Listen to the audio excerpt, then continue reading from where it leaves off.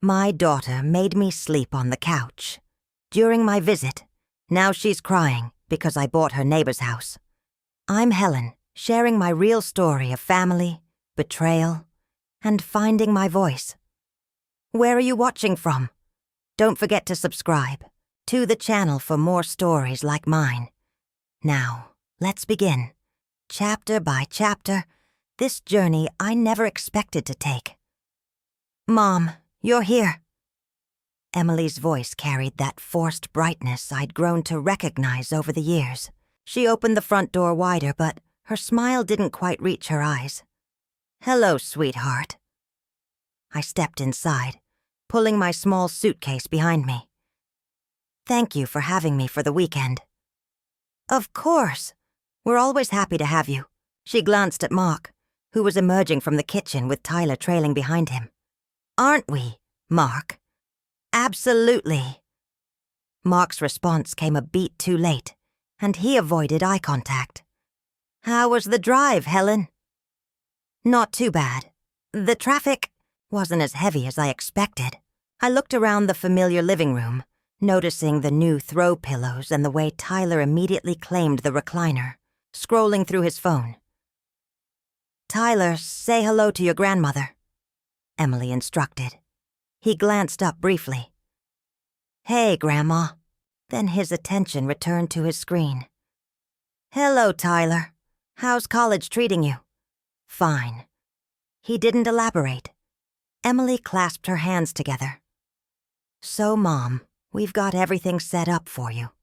The living room couch pulls out into a bed, and we've put fresh sheets on it. I paused. The couch? Yes, it's actually quite comfortable. We had it specially made with a memory foam mattress inside. She was talking faster now. Tyler's using the guest room since he's home from college, and Lily's room is too small for a second bed. I see. I glanced toward the hallway where I could see the guest room door slightly ajar. Through the gap, I spotted Tyler's clothes scattered across what used to be my bed when I visited. That's thoughtful of you. Mark shifted uncomfortably. We figured you wouldn't mind. You always say you're not picky about where you sleep. I do say that, don't I? I set my purse down on the coffee table, next to a stack of Tyler's textbooks and an empty pizza box. Grandma! Lily appeared from upstairs, her face genuinely bright. At 16, she was the only one who seemed truly happy to see me. There's my beautiful granddaughter. I opened my arms and she hugged me tightly. I missed you. Are you staying in the guest room? I cleaned it up for you yesterday. An awkward silence fell over the room. Emily cleared her throat. Actually, honey, Tyler's using that room. Grandma doesn't mind sleeping on the pull-out couch. Lily's face fell. But Tyler has his own apartment at school. Can't he? Lily, that's enough. Mark's voice was sharp. Tyler needs his privacy when he's home. It's fine, dear, I said softly, though something inside me was beginning to crack. I'm just grateful to be here with all of you. Emily seemed relieved. Exactly. And this way, you'll be right in the middle of everything. You won't miss any of the family activity. I nodded, remembering all the times I'd hosted Emily and her family in my home, always giving them the best room, the most comfortable bed. But I pushed the thought away. Where should I put my things? Oh, just anywhere convenient. Maybe in the hall closet? There's plenty of space in there. Emily was already moving toward the kitchen. I was just about to start dinner. Nothing fancy, just spaghetti and meatballs.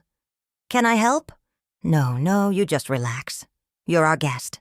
But as I stood there in the living room, watching Tyler sprawl across the furniture and Mark settle into his favorite chair with the remote, I didn't feel like a guest. I felt like an inconvenience they were trying to manage with minimal disruption to their routine. Mom, did you bring your medications? Emily called from the kitchen. Yes, they're in my bag. Good. I put a glass on the coffee table for you. And there are extra pillows in the linen closet if the couch isn't comfortable. Enough. Lily sat beside me on the couch. Are you okay, Grandma? You look sad. I smiled at her, this sweet child who still saw me as a person rather than an obligation. I'm fine, sweetheart. Just a little tired from the drive. Tyler, move your stuff, Lily said suddenly. Grandma needs somewhere to sit properly. She's sitting fine, Tyler muttered without looking up. You have textbooks all over the coffee table and your shoes are right where she needs to put her feet up. Lily, leave your brother alone, Mark said. He's studying. I watched this exchange, remembering when Tyler was small and would run to me with skinned knees and broken toys. When had I become so unimportant to him? It's really fine, I said quietly. I don't need much space. But as I said it, I realized how often I'd been saying those words lately. I don't need much space. I don't need the good bedroom. I don't mind eating last. I don't require attention. When had I become so small in my own family's eyes? Emily emerged from the kitchen, wiping her hands on a dish towel. Dinner will be ready in about 30 minutes. Tyler, can you set the table? I'm studying, Mom. Lily can do it, Mark said automatically. I'll help, I offered, starting to stand. No, Mom. You sit and rest. Lily's got it. Emily disappeared back into the kitchen. I sank back into the couch cushions, feeling invisible. Around me, my family continued their evening routine as if I weren't there. Tyler focused on his phone. Mark channel surfed, and Emily bustled in the kitchen. Only Lily seemed to remember I existed, offering me a magazine and adjusting the lamp so I could see better. As I sat there, surrounded by family but feeling utterly alone, I began to understand that something fundamental had shifted. I wasn't the matriarch of this family anymore. I was just another piece of furniture they had to work around. The realization settled over me like a cold blanket, and for the first time in years, I started to wonder what I had left that was truly mine. Remember when you worked those double shifts at the diner, Mom? Emily's voice drifted from the kitchen as she prepared breakfast the next morning. I looked up from my makeshift bed on the couch, still trying to work out the crick in my neck. Which ones, dear? When I was in high school, you worked breakfast and dinner shifts, so I could go to that private school, St. Catherine's, I said softly, remembering those grueling 16-hour days. You wanted to study journalism. I still remember you coming home at midnight, then getting up at 4 a.m. to start all over again.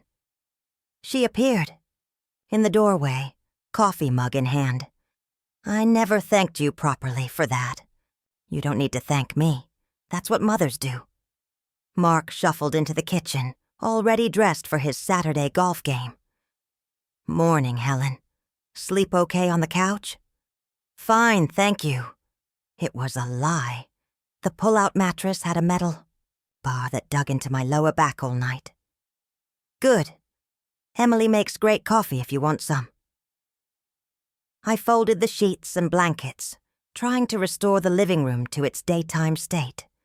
Tyler emerged from the guest room, stretching and yawning. What's for breakfast, Mom? Pancakes and bacon. There's orange juice in the fridge. He padded to the kitchen without acknowledging me. I continued folding, listening to the easy conversation between my family members, while I remained invisible in the next room. Tyler, your grandmother's. Right there, Lily said as she bounded down the stairs. Say good morning. Morning, Grandma. He mumbled. Good morning, sweetheart. Did you sleep well? Yeah, the guest room is perfect. Super quiet and comfortable. I felt a small stab in my chest, but kept folding. That's wonderful. Lily plopped down beside me. Grandma, tell me about when Mom was little. She never tells me any good stories. What would you like to know? Like, was she ever rebellious? Did she get in trouble? Emily laughed from the kitchen. I was an angel, Lily. Ask Grandma. I smiled at the memory. Well, there was the time she decided to redecorate her bedroom without permission. Mom! Emily's voice carried a warning. She painted one entire wall bright purple with pink polka dots, used my good makeup brushes for the dots. Lily giggled. Really? I came home from my evening shift and found her still painting at midnight. She was 8 years old, covered in paint from head to toe. What did you do? I helped her finish, of course. Then we spent the next day painting over it together, when your grandfather saw it. Dad was so mad, Emily called from the kitchen. He was concerned about the mess. I corrected gently. But he loved that you had artistic vision. Mark appeared in the doorway. Helen, you spoiled her rotten. That's probably why she's so stubborn now. I am not stubborn, Emily protested. I'm determined. Same thing, Tyler said, settling into the recliner with a plate of pancakes. I watched him eat, remembering all the times I'd made him breakfast during his school years when Emily was overwhelmed with work. How I'd helped with homework, attended his baseball games when his parents couldn't make it. Tyler, do you remember the summer you stayed with me when you broke your arm? I asked. He paused mid-bite. Vaguely. You were 12. Your mother was working that big project and your father was traveling. You stayed at my house for 6 weeks. Oh yeah, that was okay, I guess. We built that tree house in my backyard. You designed it and I did most of the actual construction. Emily emerged from the kitchen with her own plate. That's right. You sent me pictures every day. Tyler was so proud of that tree house. It was pretty cool, Tyler admitted. Is it still there? Yes, though it needs some repairs now. I looked at him hopefully. Maybe you could help me fix it up next time you visit. Maybe. I'm pretty busy with school and work. The casual dismissal stung. I remembered his excitement that summer, how he'd chattered non-stop about his plans for the treehouse, how we'd spent hours together planning and building. Grandma, I'd love to help with the treehouse, Lily said quickly. I'd like that very much. Mark stood up, checking his watch. I need to head out for golf. Helen, you'll be okay here today. Of course. I brought some books to read. Good. Emily's got errands to run, and the kids have their own plans. I nodded, understanding that I was expected to entertain myself. That's fine. I enjoy quiet time. After Mark left, Emily gathered her purse and keys. Mom, there are leftovers in the fridge for lunch. I'll be back around 3. Where are you going? Shopping with Karen from next door, then my book club meeting. I remembered when Emily used to invite me to join her activities. Back when I was more than just a house guest to be managed. Tyler, I'm taking Lily to her friend's house, Emily continued. You'll be here with Grandma. Tyler looked up from his phone. What? Why can't she take the bus? Because I said so, and it wouldn't hurt you to spend some time with your grandmother. After they left, the house fell quiet. Tyler disappeared back into the guest room, leaving me alone in the living room.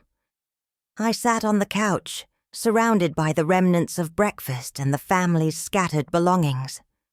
I thought about all those years when this house had been my second home, when Emily would call me weekly asking for advice, when the grandchildren would beg to spend weekends at my place. When had I become just another weekend chore to manage? My phone buzzed with a text from my neighbor, Ruth. How's the visit going, dear? I stared at the message for a long time before typing back, Fine. Family time is always nice. But as I sent the message. I realized it was the second lie I'd told that morning, and I was starting to wonder how many more I'd have to tell myself to get through this weekend. Mom, could you please move your reading glasses?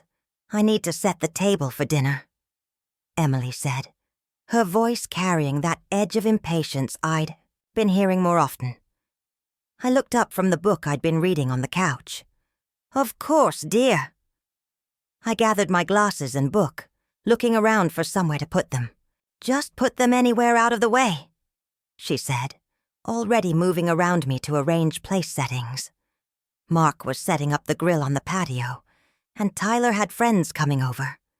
Emily had mentioned they were having a casual family barbecue, but I was beginning to understand that casual meant I should make myself scarce. Can I help with anything? I offered. No, I've got it handled. Why don't you just find somewhere comfortable to sit? I noticed she was setting 5 places at the table, plus several folding chairs for Tyler's friends. 6 places total, but only 5 at the main table. Emily, you're short 1 place setting. She glanced at the table, then at me. Oh, right. Mom, would you mind eating in the living room? I know it's not ideal, but with Tyler's friends coming, the dining room will be pretty crowded. The words hit me like a physical blow. The living room? It's just easier this way. You understand. Lily appeared in the doorway. Why is Grandma eating in the living room? Space constraints, honey. It's not a big deal. But she's family. Tyler's friends can eat in the living room. Lily, that's enough. Mark's voice carried from the patio. Your grandmother doesn't mind, do you? Helen! All eyes turned to me. I felt my throat closing up, but I managed to speak. Of course not. Whatever works best for everyone. But Lily wasn't finished. This is stupid. Grandma's our family, and you're treating her like... Like what? Emily's voice was sharp now. Like she doesn't matter. The silence that followed was deafening. Tyler emerged from his room, probably drawn by the raised voices, and his 3 friends followed close behind. Hey, Mrs. Morrison, one of them said to Emily. Thanks for having us over. Of course, boys. Make yourselves at home. I watched as Emily immediately became animated and welcoming with these strangers, offering them drinks and making sure they were comfortable. The contrast with how she'd treated me was stark. Tyler, introduce your friends to your grandmother, Lily said pointedly. Tyler looked uncomfortable. Guys, this is my grandma, Helen.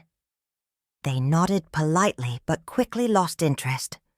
Within minutes, they'd claimed the dining room table, joking and laughing, while Emily fussed over them. I retreated to the couch with a paper plate of food, trying to ignore the sting of tears behind my eyes. From my corner, I could hear the easy conversation, the laughter, the sense of belonging that I was no longer part of.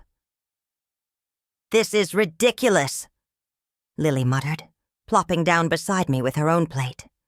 I'm eating in here with you, Grandma. You don't have to do that, sweetheart. Yes, I do. Someone in this family needs to remember their manners. From the dining room, I heard one of Tyler's friends ask, So is that your mom's mom? Yeah, my grandma, Tyler replied. She's visiting for the weekend. Cool. My grandma makes the best cookies. Does yours bake? I guess. I don't really see her that much anymore. The casual dismissal was devastating.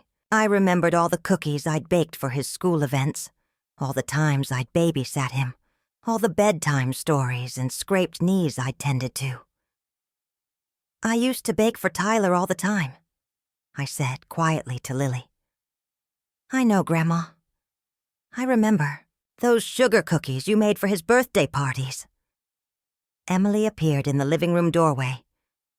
Everything okay in here? Just fine, I said, though my voice sounded hollow even to my own ears. Good. Mom, after dinner, would you mind tidying up your area? Tyler's friends might want to watch a movie later. My area. As if the living room couch had become my designated territory, separate from the rest of the house. Of course. After Emily returned to the dining room, Lily leaned closer to me. Grandma, why do you let them treat you like this? Like what? Like you're not important. Like you're in the way. I looked at this perceptive 16-year-old, wondering how to explain what I was only beginning to understand myself. Sometimes families go through phases, honey. People get busy. This isn't a phase. This is mean. From the dining room came the sound of laughter and animated conversation. Mark was telling stories about his work. Emily was sharing neighborhood gossip. And Tyler's friends were discussing their college experiences. I was 15 feet away, but I might as well have been invisible. Lily, come join us, Emily called. We're talking about your school play. Lily looked at me, torn. Go ahead, sweetheart. I'm fine here. She squeezed my hand before reluctantly joining the others. I could hear her trying to redirect the conversation to include me, mentioning how I used to be in community theater, how I could give her acting tips, but the conversation quickly moved on without picking up her cues. I sat there in the dim living room, eating my barbecue off a paper plate, listening to my family laugh and talk without me. It was in that moment that I finally admitted the truth I'd been avoiding. I wasn't a beloved family matriarch anymore. I was an obligation they fulfilled with the minimum effort required. They'd learned to manage my presence with the same efficiency they used for any other household chore. The realization should have broken me. Instead, something else began to stir. A quiet, steady anger that I hadn't felt in years. I wasn't dead yet, despite how they were treating me. And maybe it was time they remembered that. I woke up Sunday morning with a clarity I hadn't felt in months, while Emily bustled around the kitchen making her famous French toast for Tyler's friends, who had spent the night. I quietly retrieved my phone and stepped onto the back patio. Ruth, it's Helen, I said when my neighbor answered. Helen, how's the family visit going? I looked through the sliding door at Tyler's friends laughing around the breakfast table, while I stood outside like a smoker, banished from a restaurant. It's been illuminating. That doesn't sound good. Ruth, you mentioned that house next to Emily's might be going on the market. Is that still happening? The Hendersons' place? Yes, they're moving to Florida next month. Why? I watched. Emily served fresh berries and whipped cream to Tyler's friends, while I'd gotten toast and instant coffee. I might be interested. In buying it? Helen, that's wonderful. Are you thinking of moving closer to Emily? Something like that. I paused. Could you get me the realtor's number? Of course. Oh, this is exciting. Emily will be thrilled to have you right next door. I wasn't so sure about that, but I didn't say so. After Ruth gave me the contact information, I made another call. David, it's Helen Morrison. I hope I'm not calling too early. Helen, good to hear from you. What can I do for you? David had been my financial advisor since Robert's death 5 years ago. He was one of the few people who knew the full extent of what Robert had left me. I'm thinking about making a real estate purchase. I need to know exactly where my finances stand. Of course. Are we talking about an investment property or a primary residence? Primary residence. I'm looking at a house that's probably worth around $400,000. That shouldn't be a problem at all. Between your husband's life insurance, the sale of his business, and how well your investments have performed, you're in excellent shape. Should I prepare a financial statement for your mortgage application? Actually, David, I was thinking about paying cash. There was a pause. Cash? Helen, that's a significant sum. Are you sure that's the best use of your liquidity? I'm sure. How quickly can we make it happen? If you're serious about this, I can have the funds ready within 48 hours. But, Helen, have you discussed this with Emily? This is a major decision. I looked through the glass door again. Emily was now taking selfies with Tyler's friends, all of them laughing and posing. She hadn't even noticed I was missing from the breakfast table. I'll discuss it with Emily when the time is right, I said. For now, I'd like to keep this confidential. Of course. I'll get everything prepared. After I hung up, I stood on the patio for several more minutes, my mind racing. Robert had been a meticulous planner and a shrewd businessman. When he died, he left me far more comfortable than Emily realized. I'd lived modestly, invested wisely, and never felt the need to flaunt what I had. But Emily's family had made assumptions about my finances based on my simple lifestyle. They thought I was dependent on them, that I needed their occasional invitations and grudging hospitality. They had no idea that I could buy and sell their house twice over without touching my principal investments. Grandma, there you are. Lily slid open the patio door. I saved you some French toast. That's sweet of you, honey. Mom was looking for you. She wants to know if you need help packing up your stuff. I checked my watch. It was barely 9 a.m. Already? Tyler's friends are staying until this afternoon, and Mom wants to get the living room cleaned up. Of course she did. I was being politely evicted so the house could return to its normal state. Tell your mother I'll be right in. Lily hesitated. Grandma, are you okay? You seem different this morning. I smiled at her, the first genuine smile I'd felt all weekend. I'm perfectly fine, sweetheart. In fact, I'm better than I've been in a long time. Back inside, Emily was loading the dishwasher while Tyler's friends claimed the living room for video games. Mom, did you get enough breakfast? I saved you a piece of French toast. That's thoughtful, but I'm not very hungry. Well, whenever you're ready to pack up, that's fine. I know you probably want to get home and get settled. I started folding the sheets and blankets from the pull-out couch. Actually, Emily, I might stay in town a bit longer. She looked surprised. Really? Where? I thought I'd visit with Ruth for a while. We haven't had a good catch-up in months. Oh. Well, that's nice. She's a good friend. Mark appeared from upstairs, golf bag in hand. Heading out again, Helen? Soon. Good. Well, thanks for visiting. Always nice to see you. The casual dismissal might have hurt yesterday. Oh, today it simply confirmed what I already knew. Tyler's friends barely looked up when I said goodbye, and Tyler himself gave me a distracted hug while continuing his video game. Only Lily walked me to the car, her face concerned. Grandma, will I see you soon?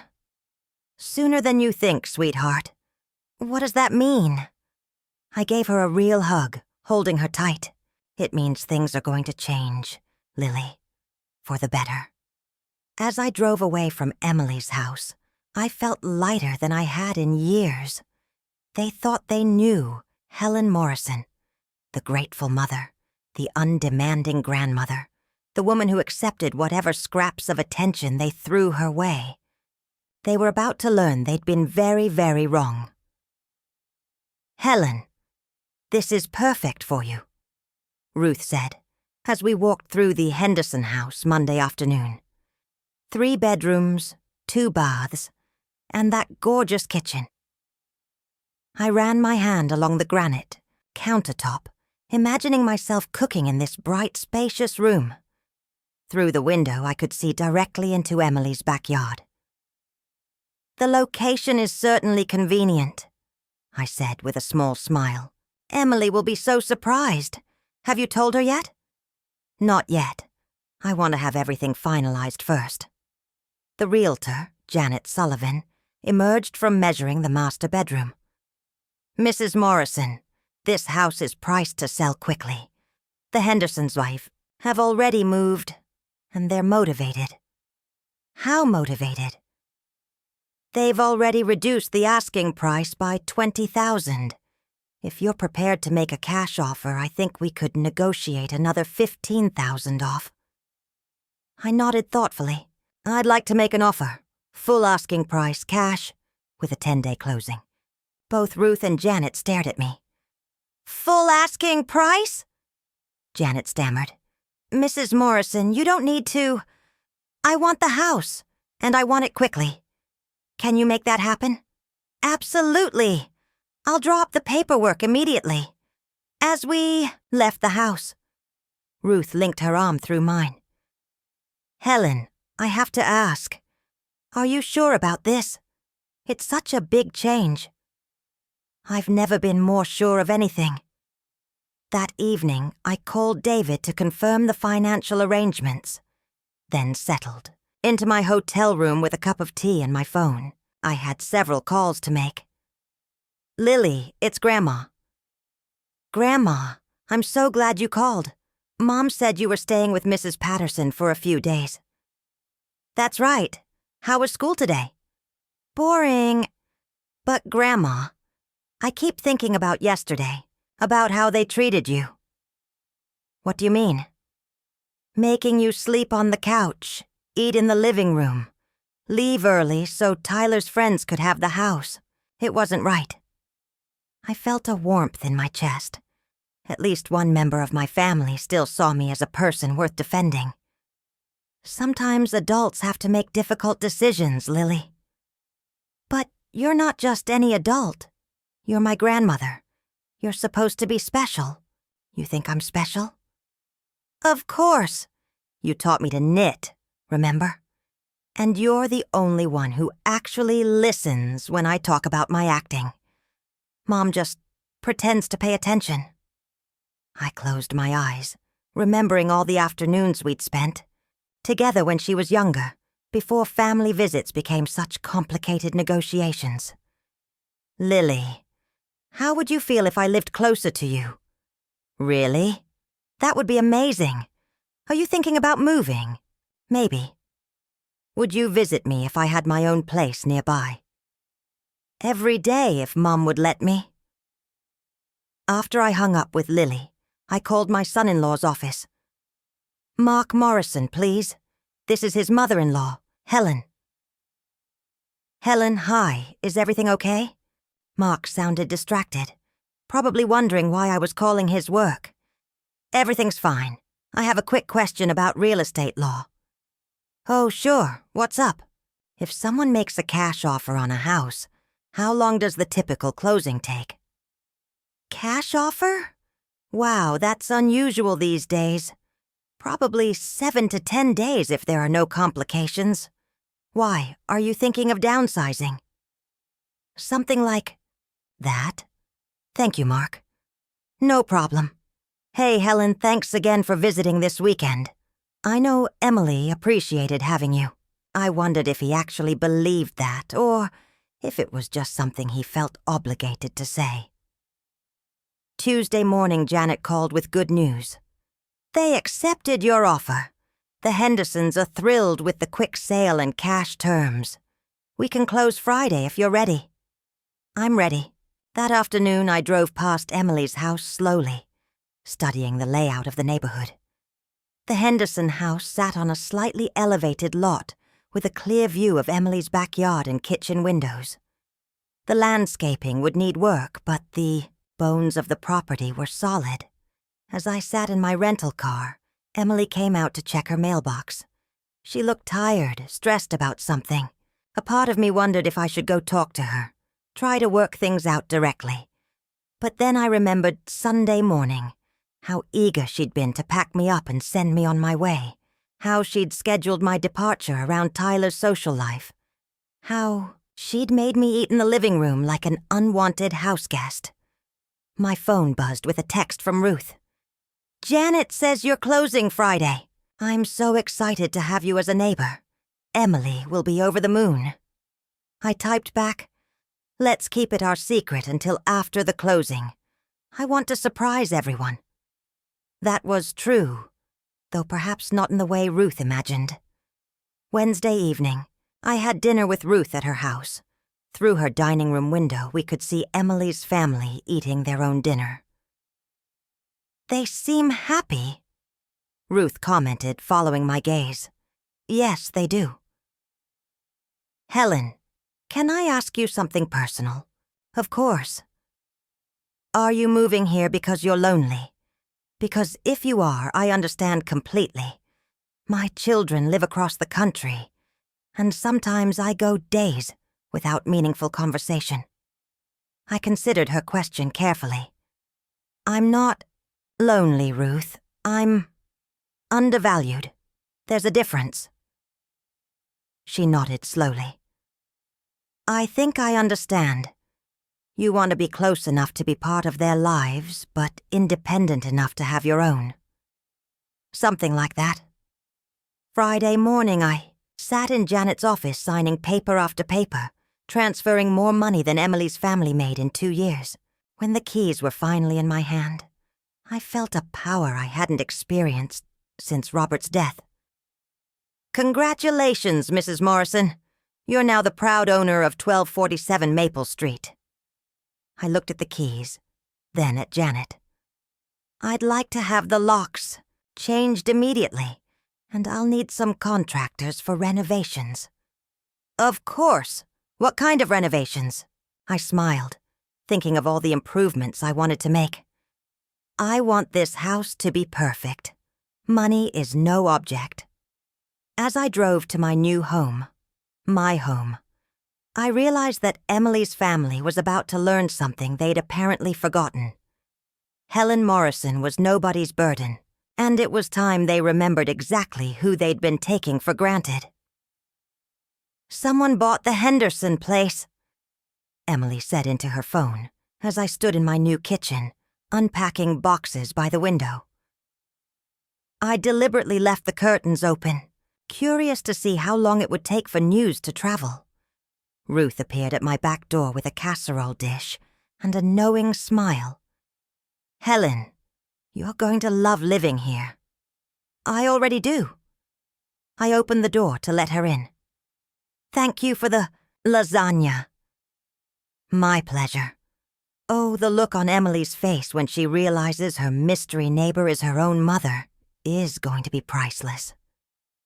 Through the window, I could see Emily pacing in her kitchen, still on the phone.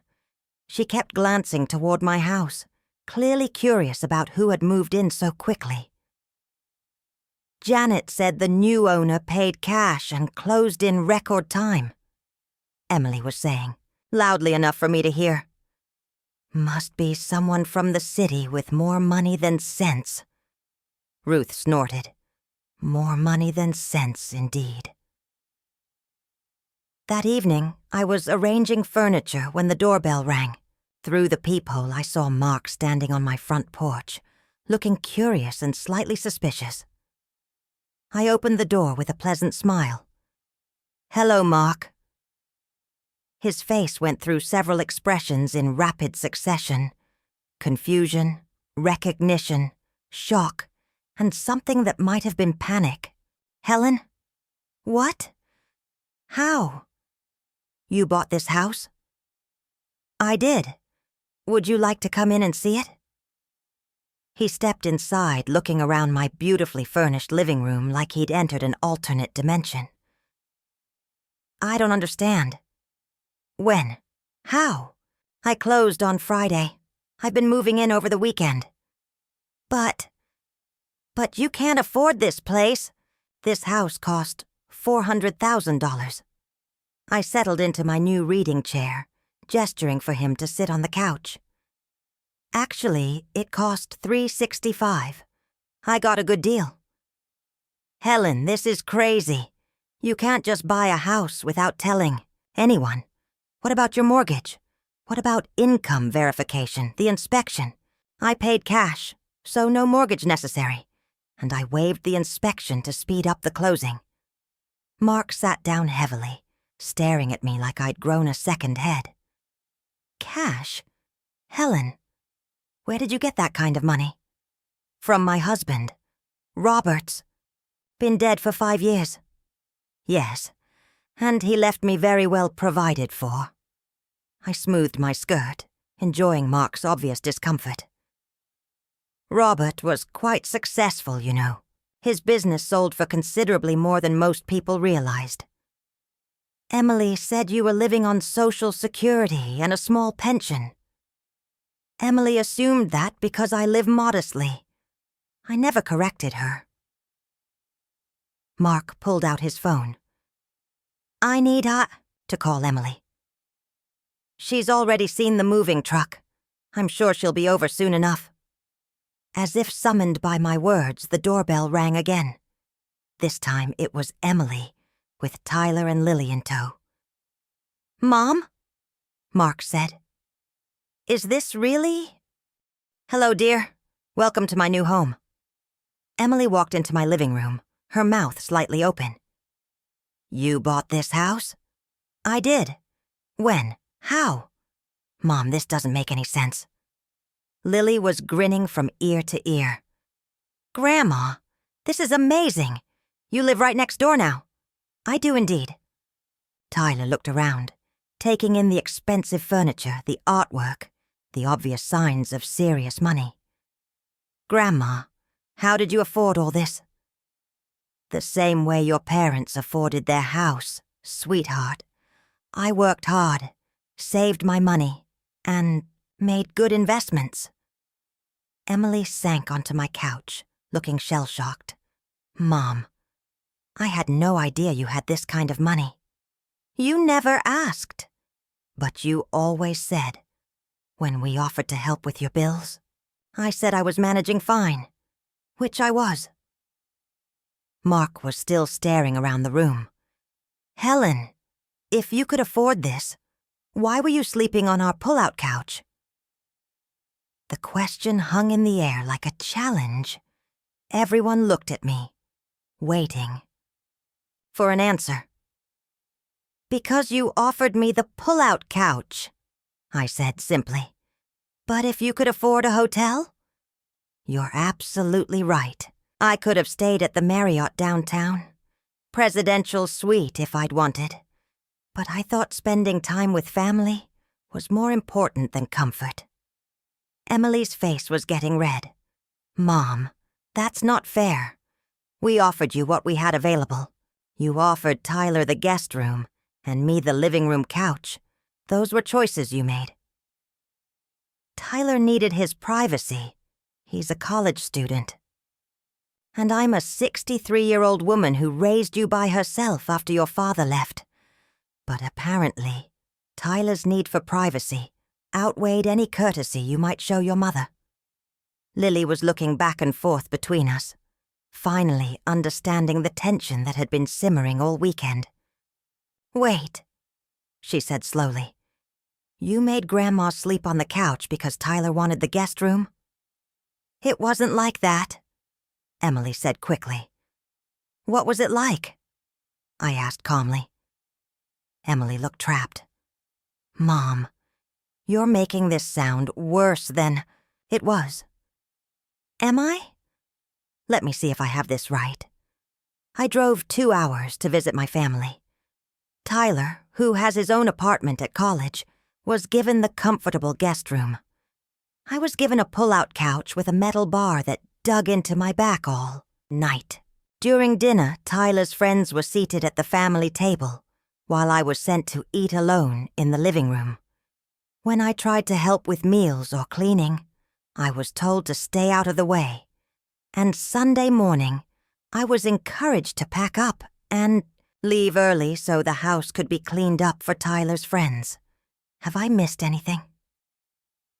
The silence in my living room was deafening. Grandma, Tyler said quietly, I didn't know you wanted the guest room. I would have taken the couch. Would you? He looked uncomfortable. I mean, yeah, if I'd known it mattered to you. It mattered, Tyler. But more than that, it mattered that no one thought to ask. It mattered that when your mother needed to choose between your comfort and mine, you won by default. It mattered that I became invisible in my own daughter's house. Emily's eyes were filling with tears. Mom, I'm sorry. I didn't realize. I mean, you never complained. You're right. I didn't complain. I smiled and said everything was fine because that's what I thought good mothers and grandmothers were supposed to do. But you know what I learned this weekend? I looked around at my beautiful new living room, at the family that was finally, truly seeing me. I learned that there's a difference between being accommodating and being a doormat, and I'm done being a doormat. Mom, we need to talk, Emily said the next morning, appearing at my kitchen door with coffee cups for both of us. Can I come in? I looked at her through the screen door. Really looked at her. My daughter's face was puffy from crying, her hair uncombed, still in the pajamas she'd probably worn all night while processing our conversation. Of course. She sat at my new kitchen island, looking small and defeated. I didn't sleep at all last night. I'm sorry to hear that, Mom. I keep thinking about what you said yesterday.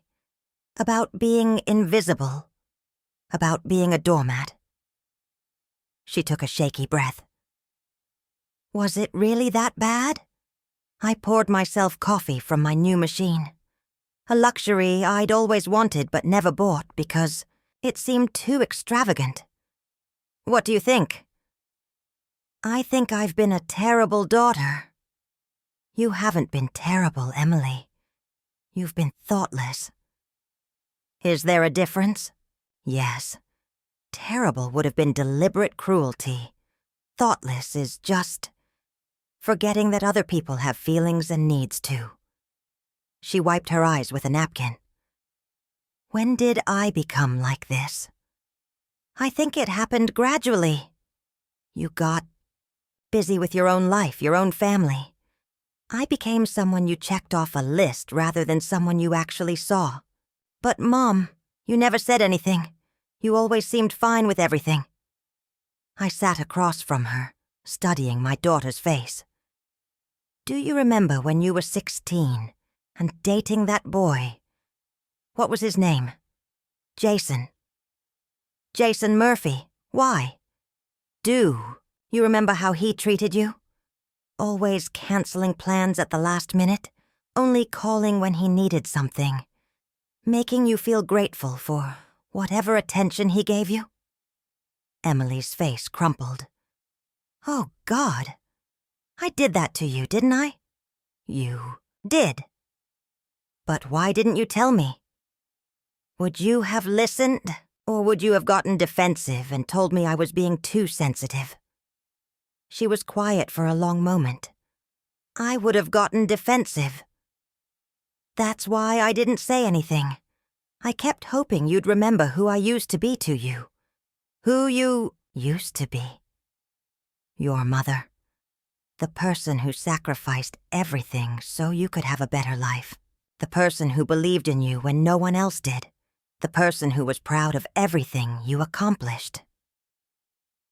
Emily broke down completely then, sobbing into her hands. I'm so sorry, Mom. I'm so sorry. I reached across and took her hand. I know you are. How can you forgive me? Because you're my daughter, and I love you. But Emily, love isn't enough anymore. Things have to change. She nodded, wiping her nose. What do you want me to do? I want you to remember that I'm a person, not just a role in your life. I want you to consider my feelings when you make decisions that affect me. I want you to stop assuming I'll be grateful for whatever scraps of attention you throw my way. Okay, yes, absolutely. And I want you to talk to Tyler about respect, not just for me, but for everyone. The way he dismissed me this weekend was unacceptable. I know. Mark and I had a long talk with him last night. He feels terrible. Good. He should. My doorbell rang, and through the window I could see Tyler on my front porch, looking nervous and holding something in his hands. "That's probably Tyler now," Emily said. "I told him he needed to come apologize properly." I opened the door too, my grandson, who looked like he'd aged 5 years overnight. "Hi, Grandma. Can I come in?" "Of course." He handed me a small wrapped package. "I brought you something." I unwrapped it carefully. Inside was a framed photo of the two of us building the treehouse in my backyard, both of us grinning and covered in sawdust. "I found it in my room last night," he said quietly. I'd forgotten how much fun we had that summer. It was a wonderful summer. Grandma, I'm really sorry about this weekend. And not just this weekend, about the last few years. I know I've been a jerk. You've been distant. Same thing, really. He looked around my kitchen. This place is amazing. And Mom told me, "You paid cash for it?" I did. "I had no idea you had money like this. I thought you were." He stopped, looking embarrassed. "You thought I was what? Poor. Like struggling. I thought that's why you stayed with us instead of getting a hotel." "I stayed with you because I wanted to spend time with my family. But Tyler, even if I had been struggling financially, that wouldn't have made me less deserving of respect." He nodded miserably. "I know. I was raised better than that. Yes, you were. Can I ask you something?" "Of course." "Are you mad at us? Like, really mad?" I considered his question carefully. "I'm disappointed, I'm hurt, but mad? No, not anymore. I'm actually grateful." "Grateful?" This weekend showed me something I needed to see. It showed me that I'd become so focused on being the perfect mother and grandmother that I'd forgotten to be Helen. Does that make sense? He nodded slowly. "Like you were trying so hard to make everyone else happy that you disappeared." "Exactly." Emily spoke up from the kitchen island. "Mom, what happens now? I mean, with us, with our family?" "Now we start over," I said. "We build new relationships based on mutual respect instead of old assumptions." "What does that look like?" "It looks like you inviting me to dinner because you want my company, not because you feel obligated. It looks like Tyler calling me because he's interested in my life, not just when he needs something. It looks like all of you remembering that I'm a person with my own thoughts, feelings, and dignity." Tyler shifted uncomfortably. "Grandma, I don't really call you at all anymore." "No, you don't." "I should change that. I'd like that very much." Emily stood up, looking around my kitchen with new eyes. "Mom, would you like to have dinner with us tonight? At our house? I'll make your favorite pot roast." "That's very kind, but I already have plans." "Oh, with Ruth?" "With myself. I'm going to order Chinese takeout, watch old movies, and enjoy my new home." Emily looked hurt, and I realized she was expecting me to jump at her invitation, the old pattern where any attention from her was supposed to make me grateful. "Emily, this is exactly what I'm talking about. You're assuming that an invitation from you should automatically be the best option for my evening. Isn't it?" "Not necessarily. I have a life, too. I have interests and preferences, and sometimes I like being alone." The concept seemed to genuinely surprise her. "But maybe Friday," I continued. "If you'd like to plan something together, with advance notice, I'd enjoy that." She nodded slowly. "Okay, Friday. I'll call you later in the week." As they prepared to leave, Tyler turned back to me. Grandma, that treehouse in your backyard, does it really need repairs? It does. Would you like help fixing it up? I mean, if you want the company. No pressure. I smiled at him, seeing a glimpse of the little boy who used to beg to help with every project. I would love the company, Tyler, and the help. After they left, I sat in my beautiful new kitchen, drinking coffee from my expensive new machine, looking out at my own backyard. For the first time in years, I felt like Helen Morrison again. Not just someone's mother or grandmother, but a whole person with her own life and choices. It was a feeling I'd almost forgotten, and I had no intention of giving it up again.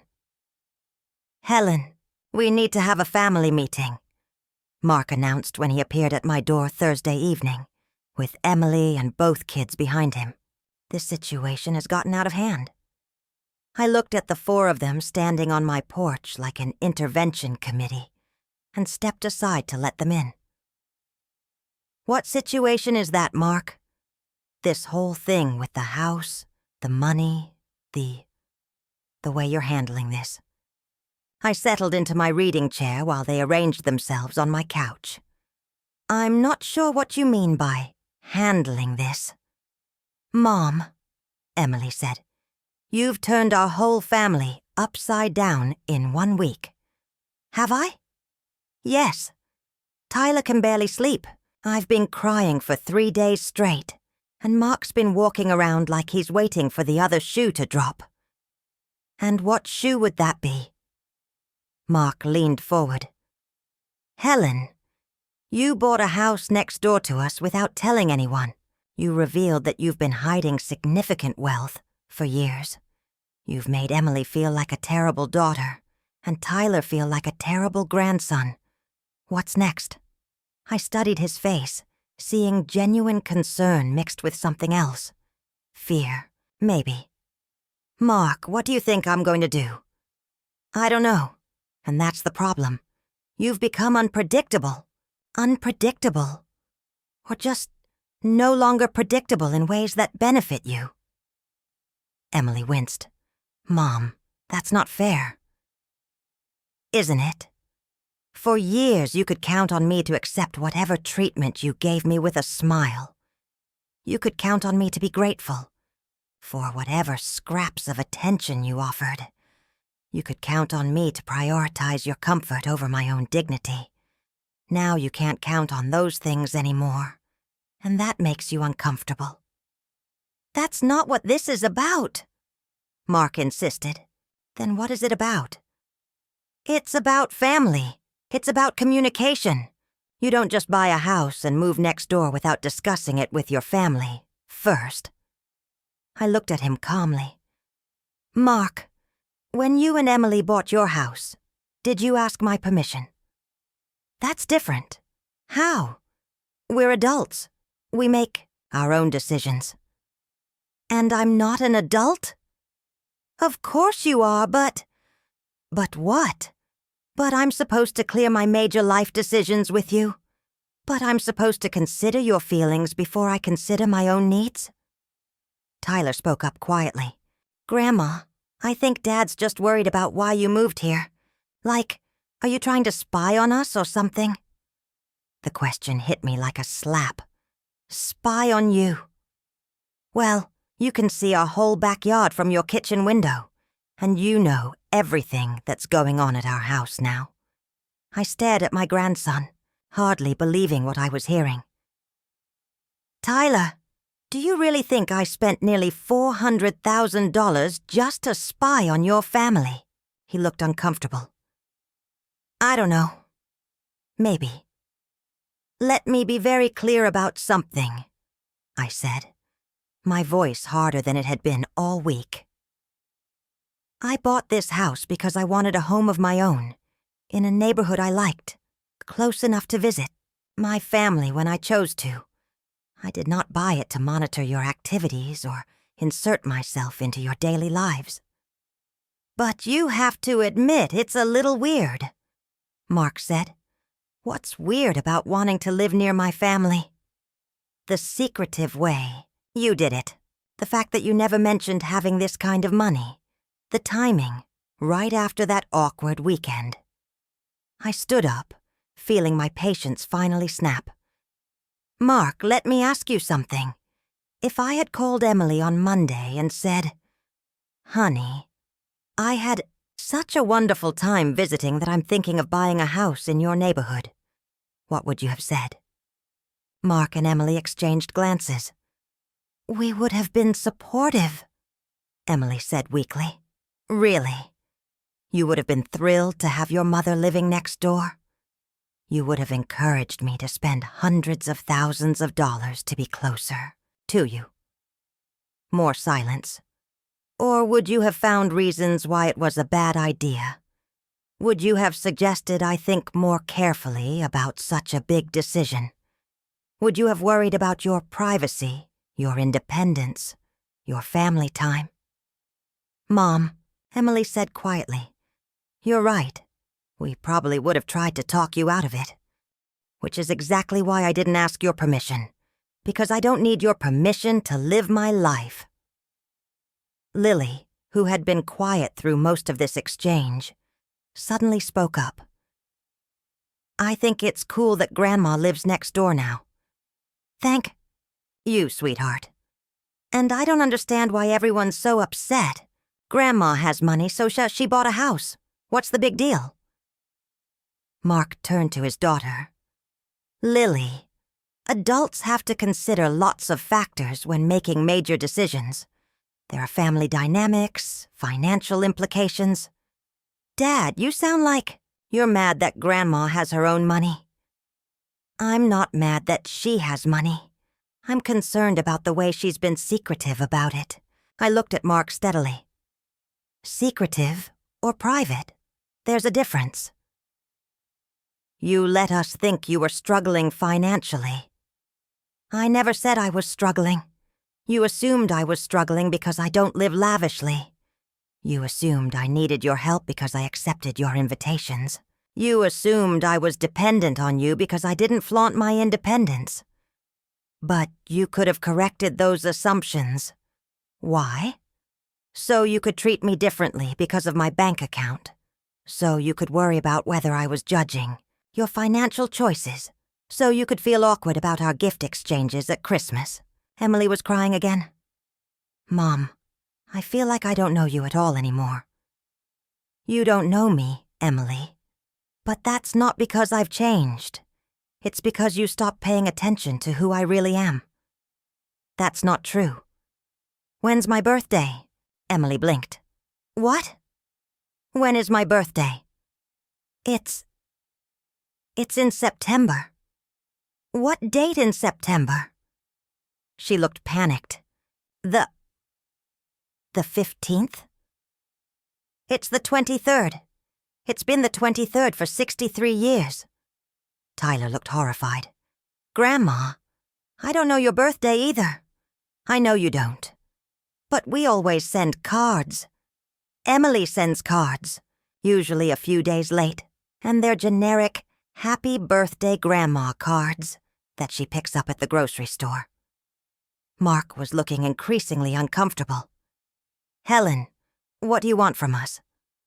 I want you to see me as a person instead of a role. I want you to be interested in my life, not just my function in your lives. I want you to respect my choices even when they inconvenience you. And if we can't do that? The question hung in the air like a challenge. Everyone was looking at me, waiting to see how far I was willing to take this. Then you'll have a very wealthy, very independent neighbor who used to be your mother and grandmother, I said calmly. Emily gasped. Mom, you can't mean that. I can and I do. I love you all deeply, but I won't sacrifice my dignity for your comfort anymore. You can choose to build new relationships with me based on mutual respect, or you can choose to keep treating me like an obligation you manage, but you can't choose both. Tyler looked stricken. Grandma, I don't want to lose you. Then don't lose me, Tyler. Choose to know me. Choose to value me. choose to treat me like I matter. We do think you matter, Emily protested. Your actions this weekend suggested otherwise. Mark stood up, looking defeated. What do you want us to do, Helen? How do we fix this? I looked at each of them. My daughter, my son-in-law, my grandchildren, and felt something shift inside me. The anger was fading, replaced by something that felt like hope. Start by remembering that I'm Helen Morrison first, and your mother and grandmother second. Remember that I have my own thoughts, feelings, interests, and needs. Stop assuming that any attention you give me should make me grateful, and start considering whether the attention you're giving is actually thoughtful or just convenient for you. Okay, Emily said softly. We can do that. Can you? Because this isn't just about being nicer to me, Emily. This is about fundamentally changing how you see me and how our family operates. I understand. Do you? Because I need you to understand that there's no going back to the old way. I'm not the same person who slept on your couch last weekend. That woman is gone. Lily smiled through her tears. Good. I like this version of you better, Grandma. I smiled back at her. So do I, sweetheart. So do I. 2 weeks later, I was working in my garden when Emily appeared at my fence, holding a plate of homemade cookies. Hi, Mom. I brought you some of those chocolate chip cookies you like. I looked up from my roses, noting that she was actually asking permission with her eyes instead of just assuming I'd drop everything for her attention. That's very thoughtful. Would you like to come in for coffee? If you're not too busy. I'm never too busy for my daughter, but I appreciate you asking. We sat on my back patio, and I could see Emily glancing nervously toward her own house. Mom, can I ask you something? Of course. Are you happy? With all of this, I mean. With the house, with how things have changed between us. I considered her question carefully. I'm happier than I've been in years, Emily. Even though we're all walking on eggshells around you. Are you? She laughed shakily. A little. I keep second-guessing everything I say. Wondering if I'm treating you like a person or like a role. That's not a bad thing to think about. It's exhausting. I imagine it is. But Emily, it's also temporary. Once you get used to seeing me as Helen instead of just Mom, it won't require so much conscious effort. Tyler appeared at the gate, looking hesitant. Grandma, can I come in? Of course. How was your day? Good. I actually called to tell you about it earlier, but you didn't answer. I was at my book club. Book club? Emily looked surprised.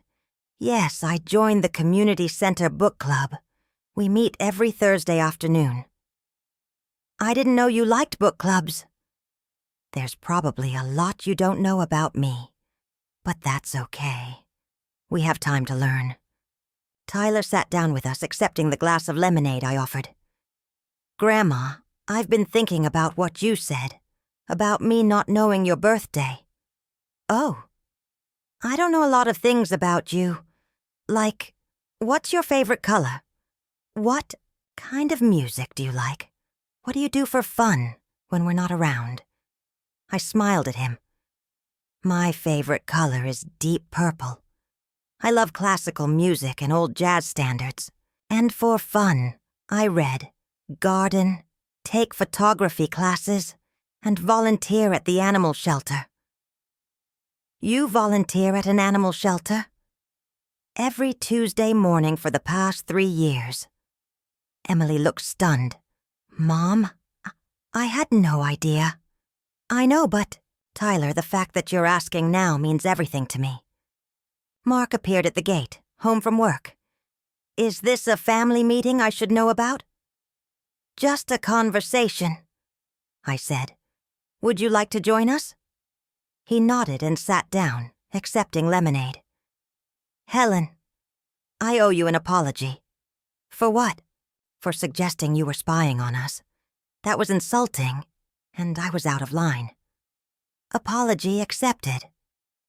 "I think I was feeling defensive because—" He paused, looking uncomfortable. "Because you were right about how we've been treating you, and it's easier to make you the problem than to face that." "It takes courage to admit that, Mark. I appreciate it." Lily came running across the yard, bursting through the gate with her usual energy. "Grandma, guess what happened at school today?" "Tell me." She launched into an animated story about her drama class, and I listened with genuine interest, asking questions and celebrating her small victories. When she finished, she beamed at me. "You're the only one who really listens when I talk about acting. Because it's important to you, which makes it important to me." Emily looked thoughtful. "Mom, Lily's right. I do sort of tune out when she talks about theater. I should pay better attention." "We all should pay better attention to each other," I said gently. Over dinner that evening, at my house because I had offered to cook, we fell into an easier rhythm. Tyler asked about my photography classes. Emily inquired about my book club. Mark wanted to know about my volunteer work. Lily chattered about her upcoming audition. It wasn't perfect. There were still moments of awkwardness, times when old patterns almost reasserted themselves. But there was also something new, a sense that we were all trying, all learning. After dinner, as Emily helped me with dishes, she said quietly, "Mom, I'm proud of you." "For what?" "For standing up for yourself. For refusing to let us take you for granted anymore. For teaching us to be better." "It wasn't easy." "I know.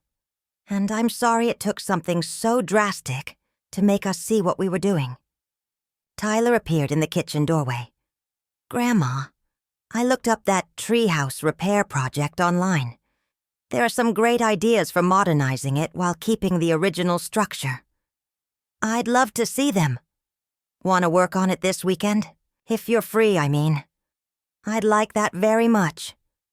As my family prepared to leave, Lily hugged me tightly. "Grandma, I'm glad you live next door now, even if it means you can't get away with anything in your backyard anymore." She giggled, even then. After they left, I stood in my kitchen, loading the last of the dishes into my dishwasher. Through the window, I could see Emily's family, settling into their evening routine. But now I was watching as a neighbor and friend rather than as someone desperate for inclusion. My phone rang, and Ruth's name appeared on the screen. "Helen, how are things going with the family?" "Better, much better." "I'm so glad. You know, I've been thinking about what you said. About being undervalued versus being lonely." "Yes?" "I think I might have some undervaluing going on in my own family. My son called last week and spent the entire conversation talking about himself. Never asked how I was doing." "What did you do?" "I told him I had to go and hung up. Then I called him back an hour later and said I'd like to try that conversation again, but this time as a dialogue instead of a monologue." I laughed. "How did that go?" "He was confused at first, but then he actually started asking me questions about my life. It was the best conversation we'd had in years." "Good for you, Ruth." "I learned something from watching you, Helen. Sometimes the people who love us need to be taught how to show it properly." As I got ready for bed that night, I reflected on Ruth's words.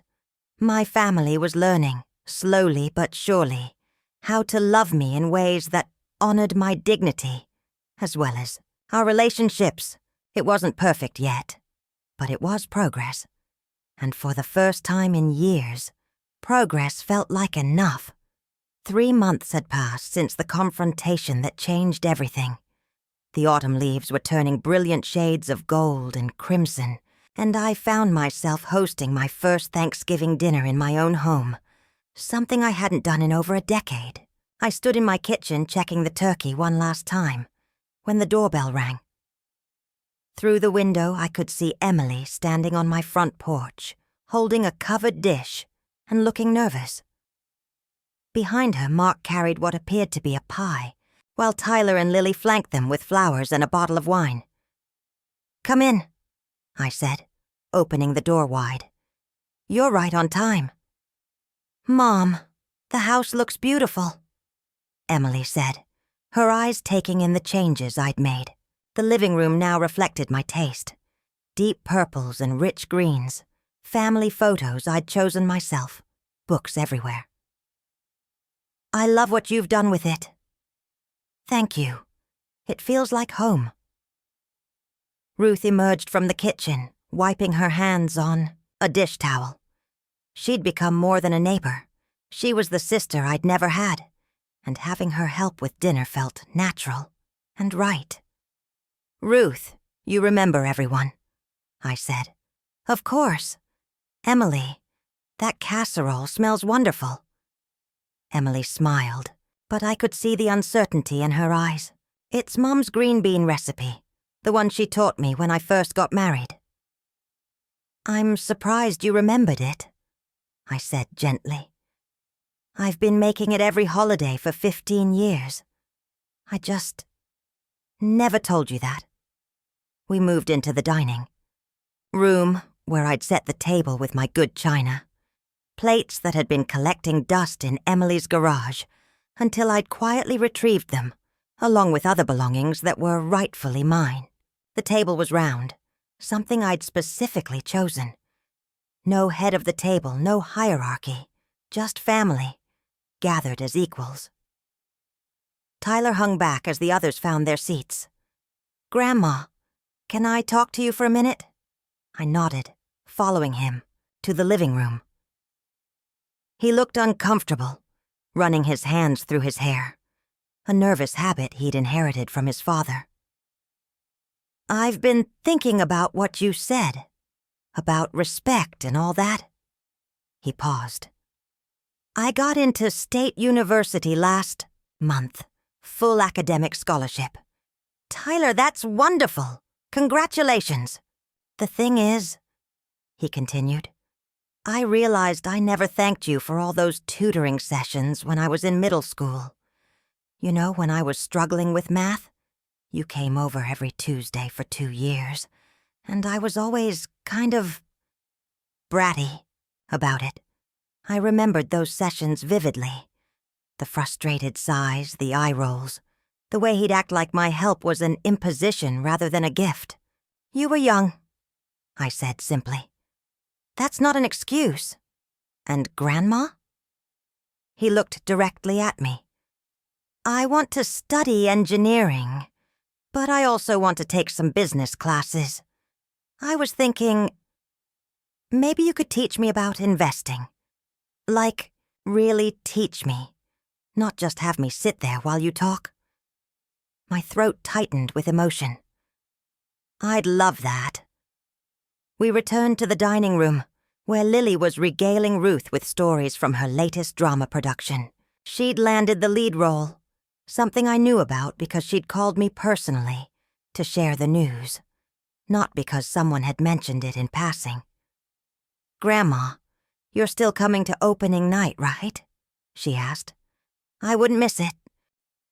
Mark cleared his throat.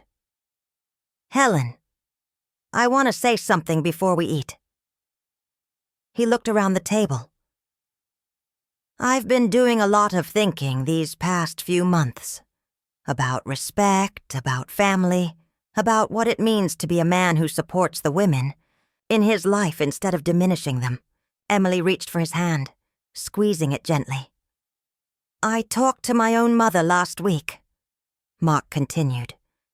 "Really talked to her, not just the usual, 'how's the weather' conversation. Do you know what she told me?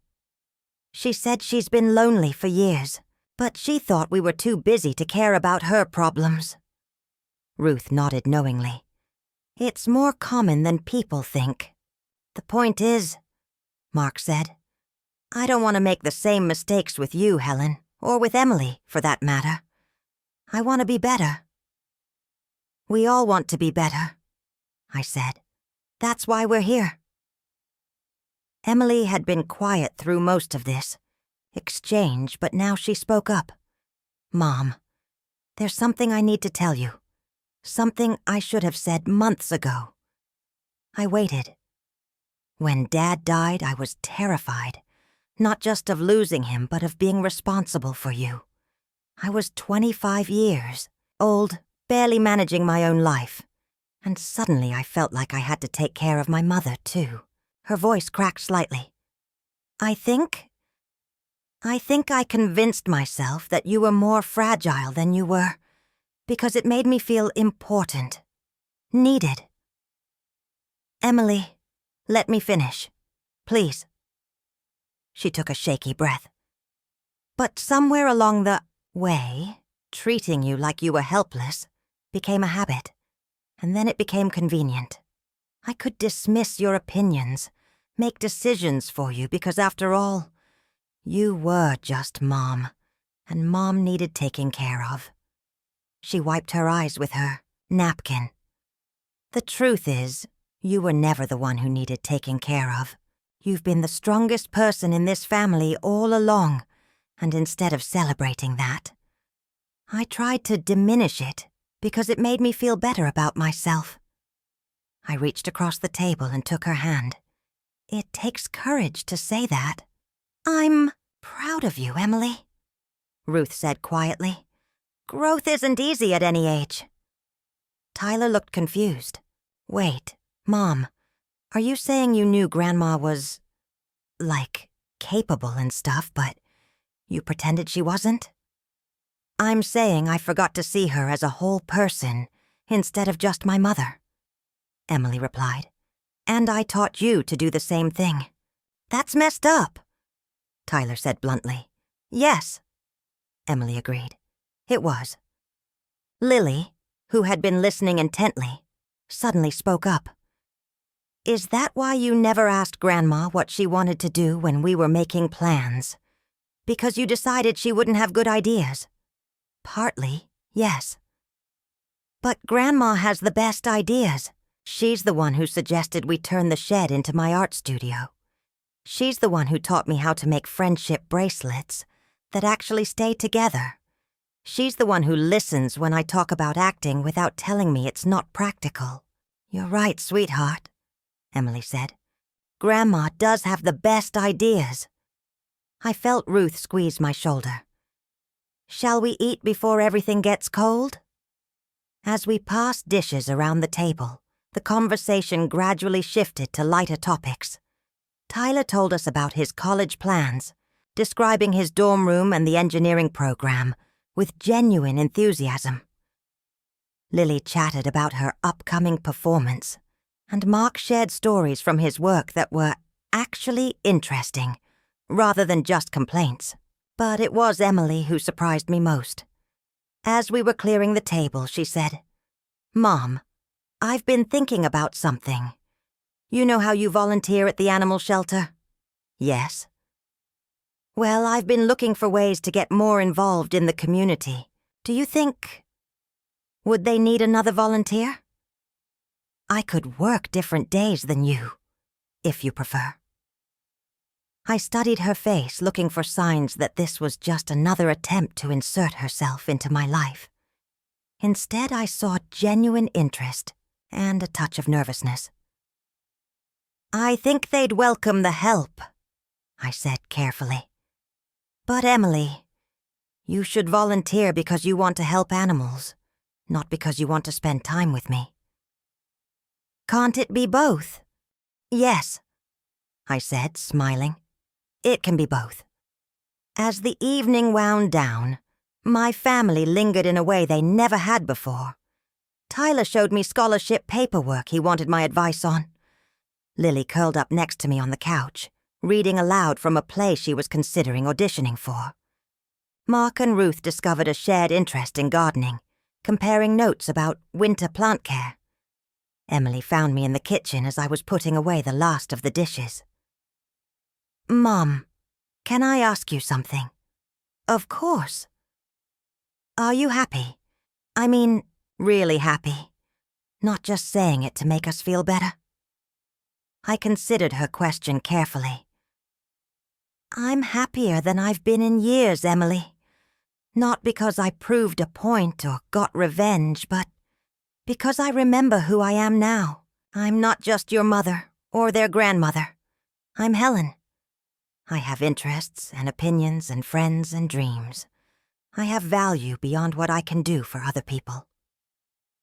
"I want to know that Helen better," Emily said softly. "Not just the mom version, but all of you. I'd like that too." After everyone left, Ruth and I sat on my back porch, with cups of tea, watching the sun set through the trees. "How do you think it went?" I asked. "Better than you expected?" "Much better.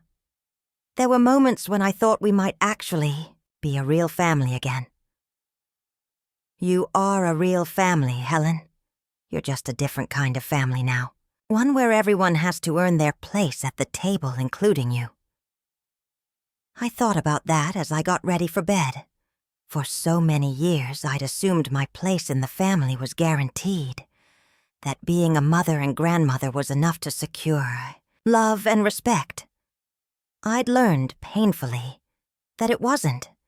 But I'd also learned that I could build something better. A family where love was paired with respect, where sacrifices were acknowledged, where everyone's voice mattered. My phone buzzed with a text from Lily. "Thanks for the best Thanksgiving ever, Grandma. I love you." Then Tyler. "Grandma, I found some cool investment articles. Can we talk about them this weekend?" Then Emily. "Thank you for giving us another chance. I love you, Mom." And finally Mark. "Helen, thank you for teaching us how to be better. See you Sunday for coffee?" I smiled, setting the phone aside. Tomorrow I would tend my garden, attend my book club, and volunteer at the animal shelter. I would live my life fully, surrounded by people who saw me for who I truly was. I was no longer the forgotten woman on the couch, dismissed and taken for granted. I was Helen. Mother, grandmother, friend, neighbor, and most importantly, a woman who had learned her own worth, and that, I thought, as I drifted off to sleep in my own bed, in my own house, surrounded by my own choices, was enough. It was more than enough. It was everything. And for the first time in years, progress felt like enough. 3 months later, I stood in my dining room, adjusting the centerpiece for what had become our monthly family dinner. Not a dinner I was invited to, but one I hosted, in my own home, on my own terms. The doorbell rang and I opened it to find Emily holding a casserole dish and wearing a genuine smile. "Hi, Mom. I brought that green bean casserole you love." "Thank you, sweetheart. It smells wonderful." Tyler and Lily followed her in, both of them comfortable now in my space. Tyler immediately went to the kitchen to help set up, while Lily settled into what had become her favorite spot on my couch. "Grandma, I got the lead in the school play," she announced. "Lily, that's wonderful. Tell me everything." As she launched into the details, Emily paused her own preparations to listen. It was a small thing, but I noticed it, the way she'd started paying attention to Lily's passions instead of just managing her schedule. Mark arrived a few minutes later, carrying a bottle of wine and looking relaxed in a way he hadn't 3 months ago. "Helen, the house looks great. Did you redecorate the living room?" "I moved a few things around. I'm still figuring out how. I want everything arranged." "Well, it looks like home." The word hit me unexpectedly, Home. Yes, this felt like home in a way that nowhere had since Robert died. During dinner, the conversation flowed easily. Tyler told us about his new internship, making sure to ask about my photography class in return. Mark discussed a case he was working on, then inquired about my volunteer work at the shelter. Emily shared neighborhood gossip, but also asked my opinion about a decision she was facing at work. "Mom," Emily said as we cleared the table, "I've been thinking about what you said months ago, about me not knowing you." "Oh?" "I realized I've been treating you like you're frozen in time, like you stopped growing and changing when I became an adult. That's a common mistake children make with their parents. But it's not fair to you. You're not the same person you were when I was young, and I shouldn't expect you to be." Tyler looked up from loading the dishwasher. "Grandma, can I ask you something kind of personal?" "Of course. Do you ever get lonely? I mean, living by yourself, not being married anymore?" I considered the question honestly. "Sometimes. But Tyler, there's a difference between being alone and being lonely. I'm alone by choice now, which feels very different from being lonely in a crowd." "What do you mean?" "I mean that for a while I was surrounded by family but felt invisible. Now I'm by myself much of the time. But when I'm with people, I feel truly seen and valued. That makes the solitude feel peaceful instead of empty." Emily wiped her eyes. "Mom, I hate that we made you feel invisible." "You didn't do it intentionally." "But, Emily, the fact that it wasn't intentional doesn't mean it didn't hurt." "I know. And I'm grateful you didn't let us keep doing it." Lily appeared with dessert plates. "Grandma, will you teach me to make your apple pie? The recipe, I mean, but also the technique." "I'd love to. When would you like to start? This weekend? I could come over Saturday morning." "That sounds perfect." Mark raised his wine glass. "I'd like to make a toast." We all looked at him expectantly. "To Helen, for teaching us the difference between being family and acting like family." "Hear, hear," Tyler said, raising his own glass. As we clinked glasses, I felt something settle inside me, a sense of completion, of things finally being as they should be. After dinner, we moved to Maiha, the guest room. That wasn't there are moments in life when the world suddenly shifts, and you realize the people you trusted most have been quietly carving you out of their lives. I'm Helen, and for 63 years, I thought my love and sacrifices would always mean something to my family. But last spring, standing in my daughter's living room, I felt invisible. Unwanted, really, for the first time. I didn't shout or cry. I just watched, my heart heavy, as cracks formed in the foundation of everything I'd built. It was clear. I had been taken for granted, and the people I'd lived for were more than willing to let me fade quietly into the background.